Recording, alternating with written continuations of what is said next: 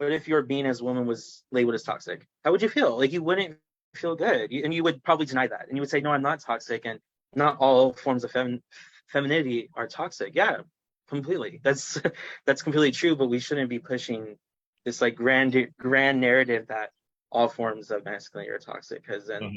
like we just said, it makes men defensive, and they don't really want to have conversations about masculinity. And last thing I'll say, what I find really interesting is every time I love this conversation a lot actually, because every time I see conversations about masculinity, it's always about toxic masculinity.